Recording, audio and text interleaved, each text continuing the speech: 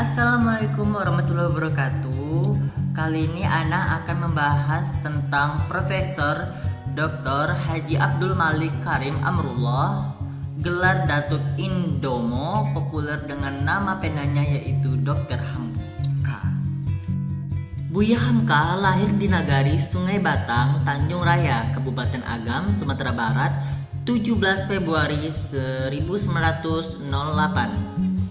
Meninggal di Jakarta 24 Juli 1981 pada umur ke-73 tahun.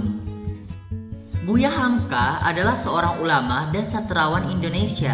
Ia berkarir sebagai wartawan, penulis, dan pengajar. Ia terjun dalam politik melalui Masyumi sampai partai tersebut dibubarkan. Menjabat Ketua Majelis Ulama Indonesia atau MUI, Majelis Ulama Indonesia pertama, dan aktif dalam Muhammadiyah hingga akhir hayatnya.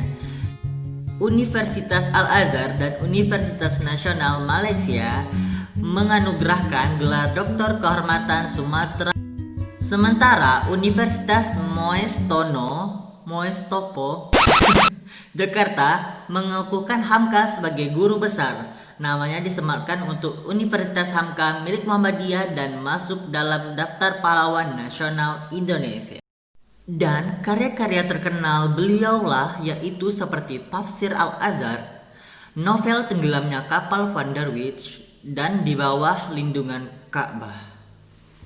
Sebagaimana yang kita ketahui, semasa kecil, semasa remajanya, Buya Hamka dia sering melakukan perjalanan jauh sendirian. Ia meninggalkan pendidikannya di Tawalib, menempuh perjalanan ke Jawa dalam usia 16 tahun. Setelah setahun melewati perantauannya, Hamka kembali ke Padang Panjang membesarkan Muhammadiyah. Dan sepatnya lagi nih teman-teman, Buya Hamka itu ditolak sebagai guru di Indonesia milik Muhammadiyah karena tak memiliki diploma dan kritik atas kemampuannya. Berbahasa Arab meluncur keinginan Hamka pergi ke Mekah. Dengan bahasa Arab yang diperbelajarinya, Hamka mendalami sejarah Islam dan sastra secara otodidak. Kembali ke tanah air, Hamka merintis karir sebagai wartawan sambil bekerja sebagai guru agama di Delhi. Nah, menilik kisah perjuangan para pendiri bangsa ini seperti menapaki jejak mereka yang penuh inspirasi, Bung Karno dan Buya Hamka misalnya. Meski kerap berbeda pandangan dan pendapat, namun kedua tokoh ini tetap menjadi persahabatan dan ukhuwah. Dua tokoh ini sudah saling mengenal sebelum kemerdekaan Indonesia. Hamka pernah mengunjungi Bung Karno di Bengkulu saat diasingkan ke daerah tersebut pada 1938 sampai 1948. Bung Karno dan Hamka juga pernah bertemu di beberapa acara Muhammadiyah. Maklum, Hamka dikenal sebagai salah satu tokoh organisasi itu, sementara Bung Karno sejak remaja memang bersinggung dengan Muhammadiyah. Dikutip dari buku Ensiklopedia Keislaman Bung Karno, karya Rahmat Sahid, disebutkan bahwa Bung Karno acap kali mengundang sahabatnya itu untuk berceramah di Istana Negara dalam rangka memperingati hari besar keagamaan. Dan ada perselisihan di antara mereka berdua, yaitu sering memanaskan kondisi politik kala itu.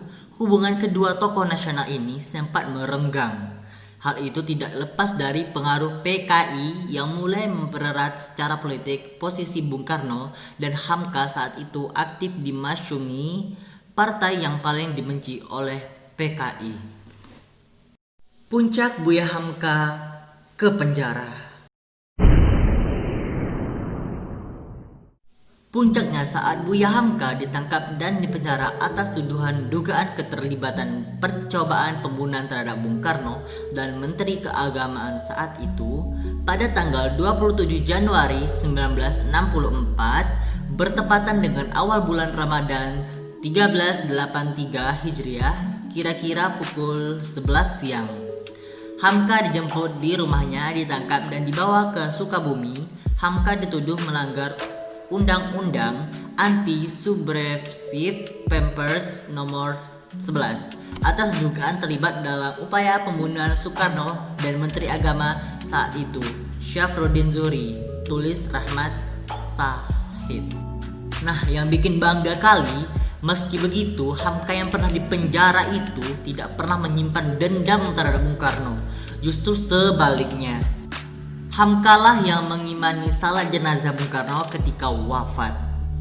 Kisah tersebut terekam jelas saat Kafrawi Sekjen Departemen Agama dan Maijen Suryo, ajudan Presiden Soeharto, datang ke rumah Hamka membawa pesan dari keluarga Soekarno pada 16 Juni 1970. Pesannya, Buya Hamka dengan sangat hormat diminta mengimani salat jenazah Soekarno. Nah, mungkin itu saja yang saya sampaikan hari ini. Kurang dan lebih saya maafkan. Wabillahi taufiq wal hidayah, waridho wal inayah. Assalamualaikum warahmatullahi wabarakatuh. Dari kelas 11 IPA SMA Abdul Rob Islamic School. Bye bye. Oops, let's next video. Thanks for watching.